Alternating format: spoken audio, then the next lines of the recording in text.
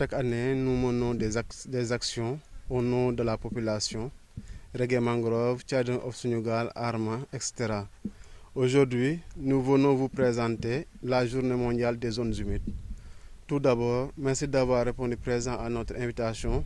Nous sommes heureux d'être là pour vous parler des zones humides.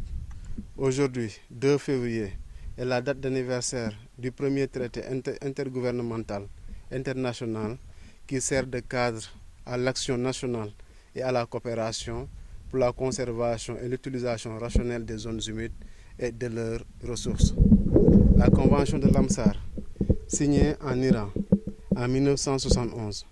Ramsar est donc le nom d'une ville en Iran. C'est dans cet esprit que l'équipe de Reggae Mangrove apporte sa modeste contribution en vous proposant cette exposition dénommée Propagule. La propagule est la semence des palétuviers, espèce rhizophora. Cette exposition a pour objectif de mettre en évidence la dimension artistique à l'appui des objectifs scientifiques. Si la mangrove vous intéresse, suivez-moi. C'est-à-dire, cette exposition, c'est pour éveiller la conscience des élèves. Les bonnes habitudes, mais en même temps aussi de les impliquer dans la protection de l'environnement. Tout à fait. Donc la mangrove c'est un arbre qui absorbe plus de carbone que les forêts tropicales. Tout à fait, parce que ça menace de disparition due à l'action de l'homme et au changement climatique. On en trouve en Casamance, dans le Sine Saloum, notamment à Foundiougne. D'abord, il y a une prise de conscience. Et chaque année, il y a pas mal d'actions de reboisement pour la restauration de l'écosystème mangrove. Tout à fait, parce qu'il y a l'aspect économique de la mangrove. Donc, c'est un moyen de prolifération, mais en même temps aussi, on a tous les poissons qui viennent se reproduire pendant des périodes dans la mangrove. C'est des abris, c'est ça. Donc nos vifs remerciements à tous ceux qui ont participé de près ou de loin à cette exposition.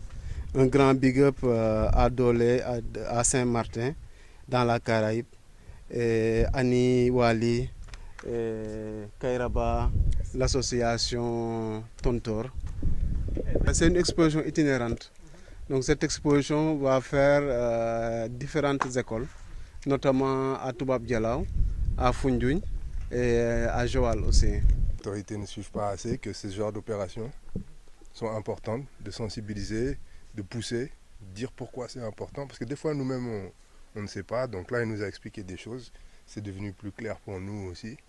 Et là on s'est dit que même nous on commence à avoir des arguments pour pouvoir pousser à notre façon, pour dire que voilà, vraiment ça c'est important parce que tel, comme cette magnifique exposition nous explique. Exactement, la culture, ça peut vraiment, une de ces, je pense, un de ses buts majeurs, c'est d'ouvrir les gens à des questions qu'ils n'allaient pas forcément rencontrer comme ça. Donc, en fait, ils les rencontrent en général, mais d'une mauvaise façon. Ce sont des accidents, c'est la mauvaise santé, c'est des choses comme ça.